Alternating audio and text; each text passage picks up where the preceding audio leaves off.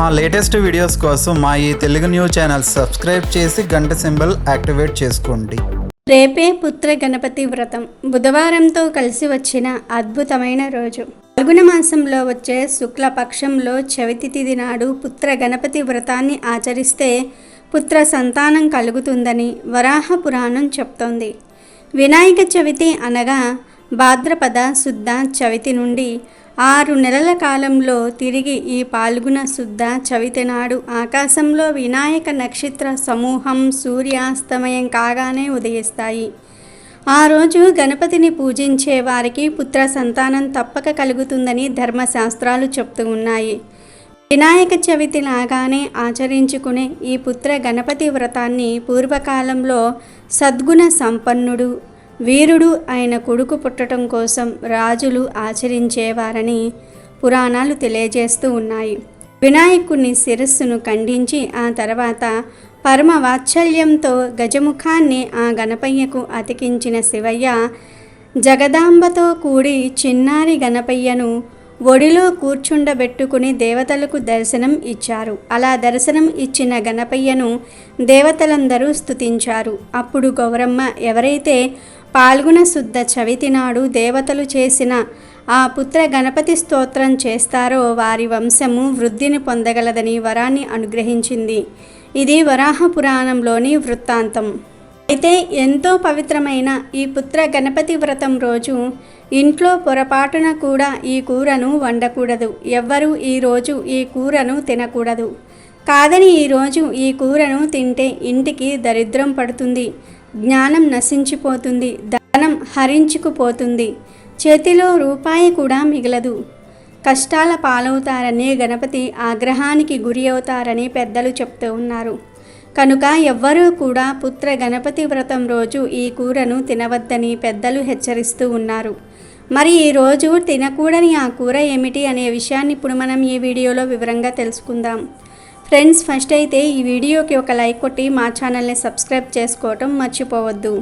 భారతీయ సనాతన సాంప్రదాయంలో పుత్ర సంతానానికి ఎంతో ప్రాధాన్యత ఉంది. వేదంలో చెప్పబడ్డ ప్రకారము మనిషి పుడుతూనే 3 రుణాలతో పుడతాడు. ఋషి రుణం, దేవ రుణం, పితృ రుణం అనేవే ఆ 3 రుణాలు. అందులో చివరిదైన పితృ రుణం తీరాలంటే సంతానవంతుడై ఉండాలి. ఇదే విషయాన్ని ధర్మశాస్త్రాలు కూడా పున్నామ నరకాత్రయాత్ ఇతి పుత్రః అని చెప్తూ ఉన్నాయి. అంటే పుత్రుడనేవాడు పున్నామ నరకాల నుండి రక్షిస్తాడని చెప్తూ ఉన్నాయి. అయితే పుత్ర సంతానానికి ప్రాధాన్యం లభించటంలో ఒకనాటి సాంఘిక పరిస్థితుల ప్రభావం కూడా ఉండవచ్చు. ఆనాటి ప్రభువులు పుత్రుడు జన్మిస్తే తమ తరువాత వంశ పారంపర్యంగా రాజ్య పాలనను స్వీకరిస్తాడని భావించేవారు. అలాగే వ్యవసాయ పనులలో తదితర పనులలో చేదోడు వాదోడుగా ఉంటాడని సామాన్య ప్రజలు భావించేవారు. ఆ విధంగా ఈ భావన ప్రజలలో స్థిరంగా నిలిచిపోయిందని చెప్పవచ్చు. కార్యాలను ఆచరించిన వాడు దాని ఫలితాన్ని అనుభవించి తీరవలసినదే. ఈ పూర్వ జన్మలోదైనా కావచ్చు, ఈ జన్మలోదైనా కావచ్చు.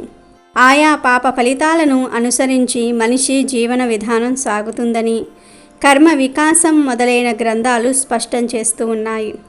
సంతాన రత్న కరమనే జ్యోతిష్య శాస్త్ర గ్రంథంలో సంతానం కలక్కపోవడానికి స్త్రీ సంబంధంగా 13 దోషాలు, పురుష సంబంధంగా 8 దోషాలు ప్రధానంగా చర్చింపబడ్డాయి. మనకు తెలిసి తెలియక చేసిన పితృ సంబంధమైన దోషాల వల్ల సంతాన భాగ్యానికి దూరం కావలసి వస్తుందని చెప్తుంది జ్యోతిష్య శాస్త్రం.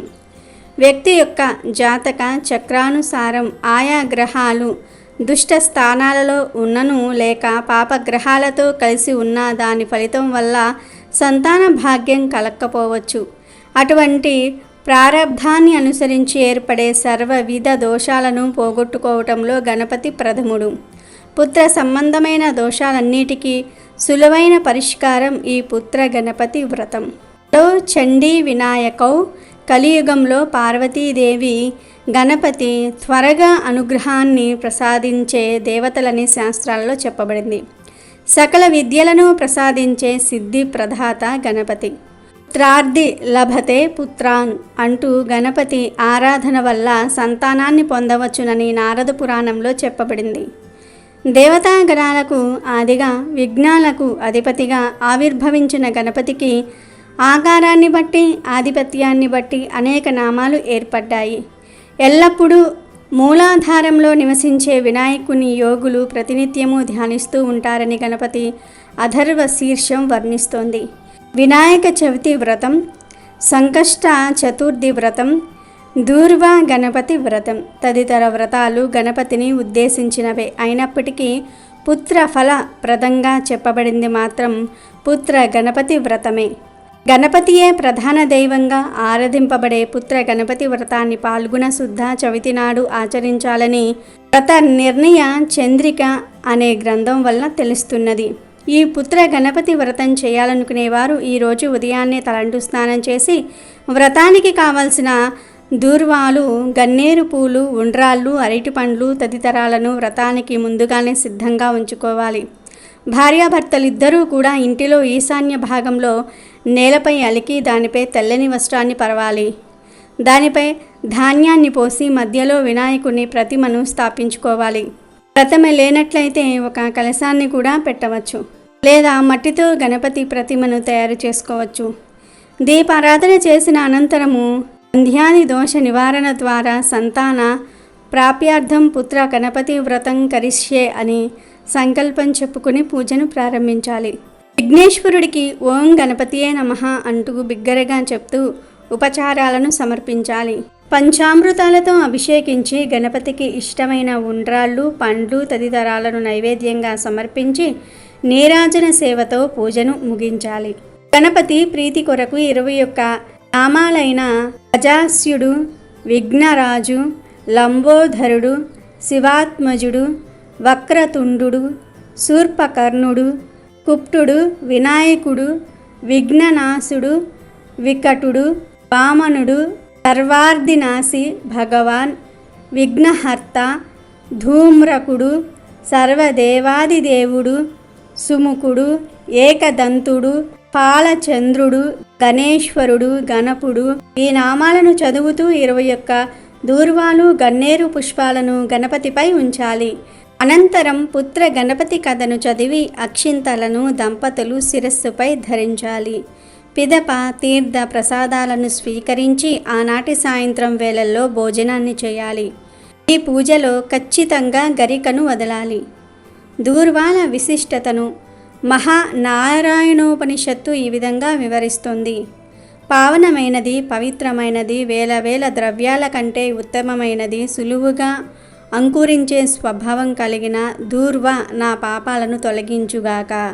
భూమి మీద మొలచిన దూర్వ ఎక్కడైతే భూమికి తాకుతుందో తాకిన ప్రతి చోట కొత్తగా ఒక దూర్వ పుడుతుంది. ఇలా దాని జాతి విస్తరిస్తుంది. ఎలాగైతే దూర్వాలు వృద్ధి చెందుతున్నాయో అలాగే మా వంశం కూడా వృద్ధి చెందాలి.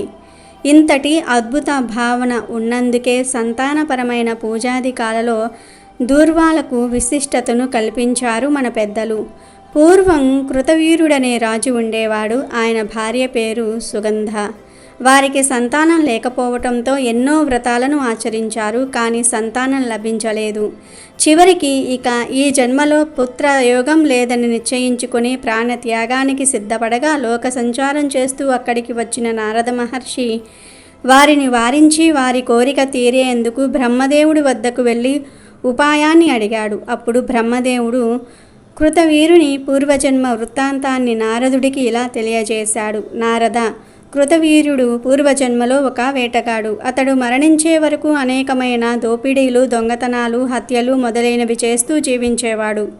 ఆ జన్మలో చేసిన ఘోరమైన పాప ఫలితంగా ఈ జన్మలో సంతానం కలుగలేదని నారదుడికి చెప్పగా వెంటనే నారదుడు భూమి మీదకి వెళ్ళి ఈ వృత్తాంతాన్ని కృతవీరునికి తెలియజేశాడు. దాంతో బీతిల్లిన కృతవీరుడు నారదుడిని పాపానికి పరిహారం తెలియజేయమని కోరాడు. దాంతో నారదుడు కృతవీరునిపై జాలితో గణేశ ఆరాధన చెయ్యి, దానివల్ల నీ సర్వ పాపాలు నశించి సంతానవంతుడవు అవుతావు అని ఉపదేశించాడు. దాంతో నారదుడు చెప్పిన ప్రకారంగా ఆ దంపతులు గణేశుణ్ణి ఆరాధించి మెప్పించి తత్ఫలితంగా పుత్ర సంతానాన్ని పొందారు. ఈ వ్రతాన్ని సాక్షాత్తు పరమశివుడు పార్వతికి చెప్పాడని, పురాణ కథనం. ఎంతోమంది ఈ వ్రతాన్ని భక్తి శ్రద్ధలతో నియమనిష్ఠులతో ఆచరించి సత్ఫలితాలను పొందినట్లుగా పురాణాల ద్వారా మనకు తెలుస్తున్నది.